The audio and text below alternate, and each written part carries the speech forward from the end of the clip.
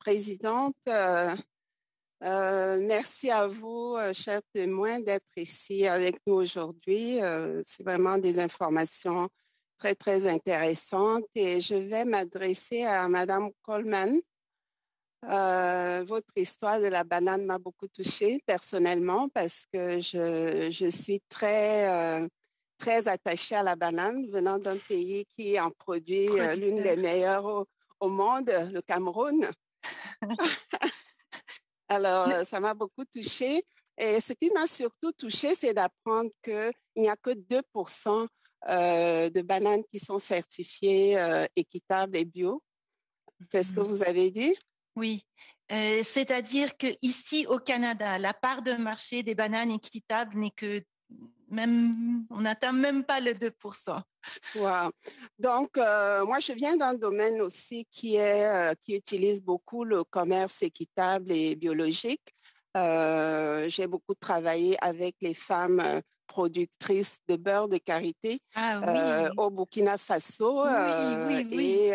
Donc, pour la petite histoire, ma compagnie a lancé, là où j'étais avant, a lancé la première certification de beurre de karité au monde, juste pour vous dire. Alors, ma question, c'est par rapport au processus de certification. Pensez-vous que cette loi pourrait exiger aux entreprises d'avoir une certification équitable qui permettrait d'avoir une certaine traçabilité sur le processus d'acquisition des produits, le processus de production même. Si je prends le cas du beurre de karité, nous, on a fait une traçabilité qui est partie de la collecte des noix de karité jusqu'à notre usine de production au Burkina Faso et une certification différente de la production au Burkina Faso jusqu'au Canada.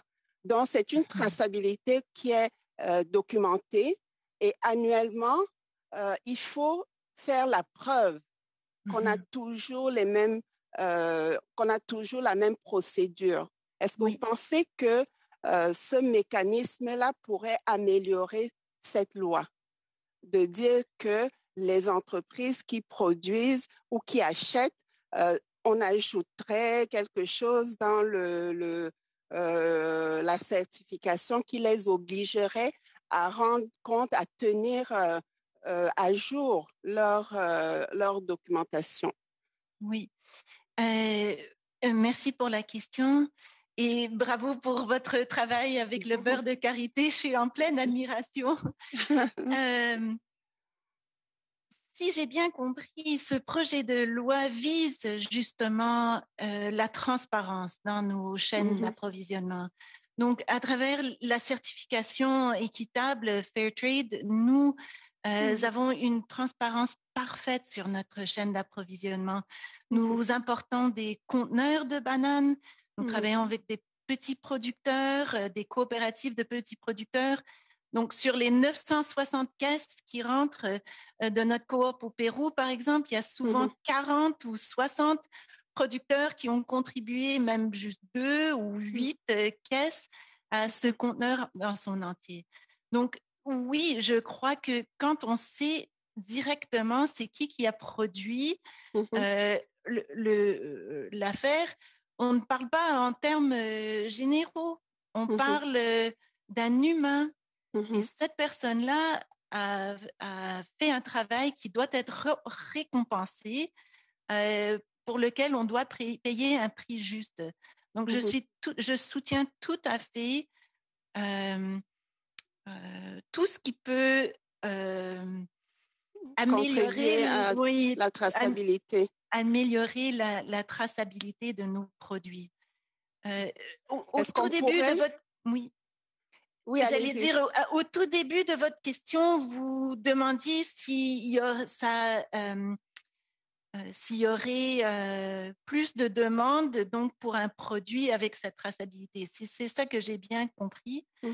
Je crois que nous n'avons pas de difficulté à trouver des producteurs qui veulent travailler avec nous. Si tu avais le choix entre vendre ton produit à une compagnie comme Equifruit qui va te payer un prix juste, un prix durable pour ta production. Ou que tu vendes ta production à une tierce partie qui va ensuite la revendre à une des grandes entreprises bananières où une semaine, tu auras $4 la caisse, une semaine, tu en auras 6, la semaine d'après, tu en auras 2. Qui choisirais-tu?